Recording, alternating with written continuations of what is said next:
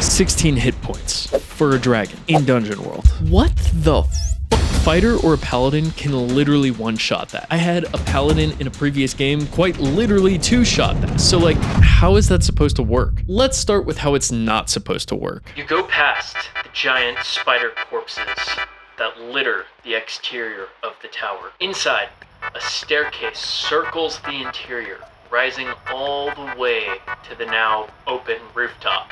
It's about 40 feet high.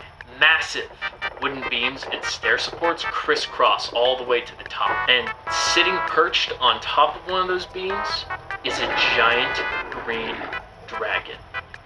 What do? I use hack and slash to strike the dragon. Does 7 hit? No shit. Deal your damage. And because you rolled a 7, that means the dragon gets to attack you, and it is going to deal 18 points of damage. Okay, now it's the dragon's turn. And the dragon is going to use Bite on Megal's tryhards. So, Megals, you are going to take 27 points of damage. Even when I try to make that encounter as boring as possible, dragons are still pretty scary just based on how much damage they do. Anyway, let's break down exactly what I did wrong in this kind of over-exaggerated example. The first problem. First off, we fell into old habits of a turn-based system for combat, which totally makes sense for newbies to the system. Turn-based combat isn't only the standard for tabletop RPGs, but for a ton of video games as well. But how's the game supposed to work if there's no turns? Couldn't one player just like hog the spotlight? Through the magic of the conversation and social skills. I feel like the conversation is like the second most used phrase after moves in the Dungeon World rulebook. And that's because that's exactly how Dungeon World works. You and your buddies are sitting around a table or on Zoom or on Discord telling a story about heroes going on a fantasy adventure, and you roll dice whenever you don't know what's going to happen next. It's your own Lord of the Rings, not your own Final Fantasy. Going back to the conversation, we as Dungeon Masters want to do 3 things. Make everything heroic and badass, maintain some semblance of verisimilitude, and make sure everyone's having a good time. If our scene in the Dragon's Tower that I totally didn't steal from Fandelver was a movie, the dragon probably wouldn't sit there taking beating after beating without doing anything. Additionally, it's unlikely that Megal's tryhard's little baby arrows would actually pierce the dragon's scales. Mechanically, this is represented by the dragon's 5 armor, but if in the fiction it doesn't make sense, don't be afraid to let Megal's player know. You launch an arrow at the green dragon, and honestly it bounces effortlessly off of its scales. But I rolled a 12. Bonus problem. This is another minor element that's wrong with my over-exaggerated example. The rulebook phrases this kind of weirdly and vaguely, but players are never supposed to announce what move they're making. Instead, they just describe what their character does within the conversation, within the fiction, within the narrative, and if it provokes a roll, then the DM lets them know, hey, I need you to roll for that. So if the ranger fires an arrow at a dragon with foot-thick scales and doesn't try to maneuver to find the dragon's, soft, weak underbelly, then they could say, hey, I want to shoot an arrow at it, but the GM won't call for a roll because there's no way that arrow is going to pierce the dragon's scales. Anyways, so Megal's arrow bounces off the dragon's armor.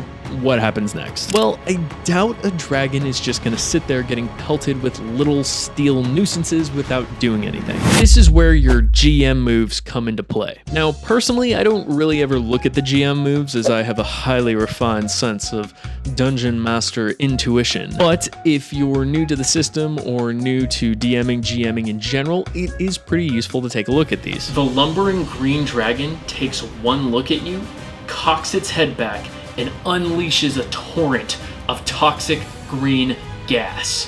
What do you do? Here I went with the reveal an unwelcome truth move. That unwelcome truth being that the dragon can spew forth a cloud of poison gas. It makes sense within the scene. If I were a green dragon and a bunch of pesky adventurers broke into my abode, I would be mashing that MF AoE button ASAGDP. Now, you might have noticed I finished that sentence with, what do you do? Allowing Megal's player to react. This might sound incredibly odd coming from a strict turn-based environment. shouldn't the other players get a chance to do something? Well, you want to keep the conversation flowing as naturally as possible, and a lot of the time this is the way to do it. And a lot of the time it just makes sense within the fiction for that particular character to have an immediate follow-up. Now, this is one of the areas where social skills comes into play. Obviously, if you, what do you do? I do this. Great, what do you do? Over and over and over with one player, everyone else at the table is just gonna be sitting there bored out of their minds and not having a good time. So be sure to keep an eye on your other players to check their vibe, and listen to your gut when it tells you to switch the focus to another player. Now, if you don't have an amazing sense of intuition like I do, then I would recommend at most spending 5 minutes on one player before shifting the spotlight. The ultimate segue for shifting focus to another player is super simple. The dragon breathes a cloud of toxic mist into the chamber. You see Megals get caught in the chamber, struggling to breathe. Four Flaps, what do you do? The second problem. Now, the other major issue with my wonderfully acted out example is that it didn't feel remotely epic. It pretty much boiled down what should have been a heroic encounter to a game of numbers. Now, if you want to be pedantic, technically all tabletop RPGs are just a game of numbers and everything else is flavor.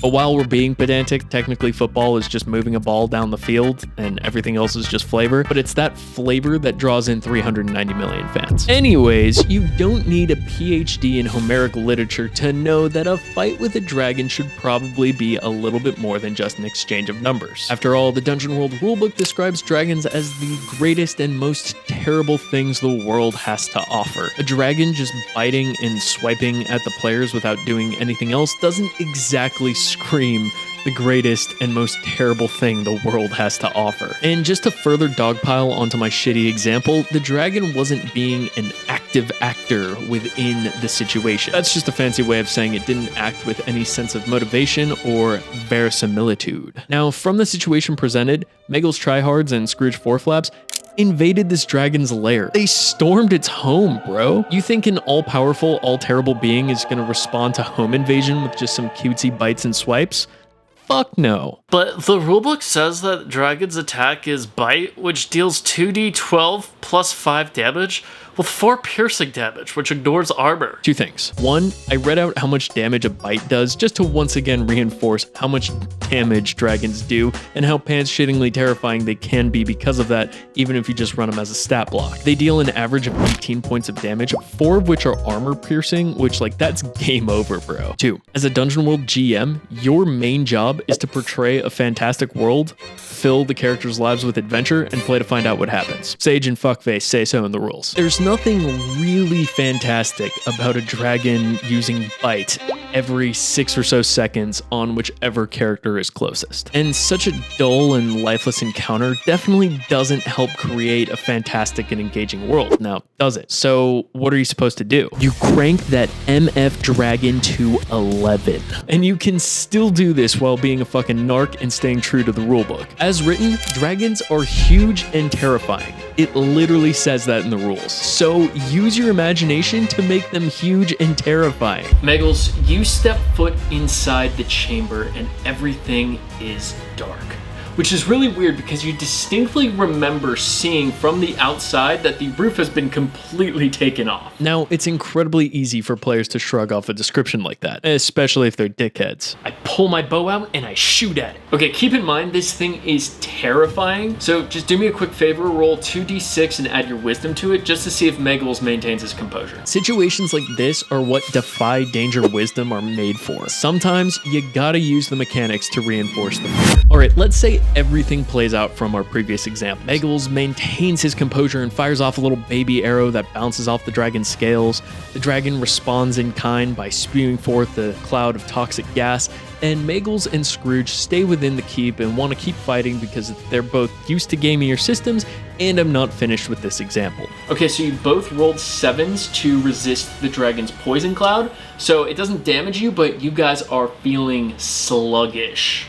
What do? I want to attack the dragon with my sword. Okay, the dragon is 20 feet above you, sitting perched on the rafters. How do you plan to get up to attack with your sword? I'll run up the stairs to get close, and then I'll attack it. All right, as you make your way up the stairs, you feel woozy from the cloud of toxic gas. The dragon's clearly been eyeing you this entire time, and you stumble on one of the steps.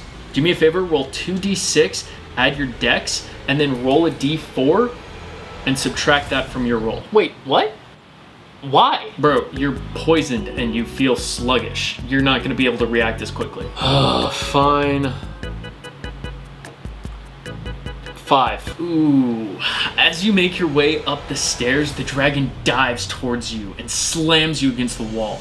You feel your bones get crushed as it pins you against the stone with one claw. Before you can even process the pain, the dragon throws you to the other side of the keep. You feel its claws dig into your arm and it tears off the flesh. And not only does it tear off the flesh, it tears off your thumb and your index finger with it as it sends you flying to the other side of the keep, like I said. You smash into the opposite wall and struggle to breathe through cracked ribs. Dude, what the fuck? Now you might be thinking, wow, that was incredibly graphic and honestly belongs on I Am Very Badass. Why would you go that far over the top? And that's because dragons within Dungeon World have the messy tag, which is a really fun tag to have for gore horrors. As the tag states, it does damage in a particularly destructive way, ripping people and things apart. And you can't exactly convey that by trading numbers. Now, of course, if that level of graphic detail makes you uncomfortable, you're not obligated to go into that much detail. Just be sure to convey to your players that anything with the messy tag will mess them up. Now, for most players, that level of traumatic flavor will instill the fear of Bezos in them and cause them to run for the hills. But what if your players are just really not clicking with the fiction? What do you do then? Talk to them outside the game and let them know, hey, Dungeon World requires you to play ball and buy into the fictional world, and if you're not going to do that, maybe it's not a good fit. But confrontation is scary. Mechanical consequences it is.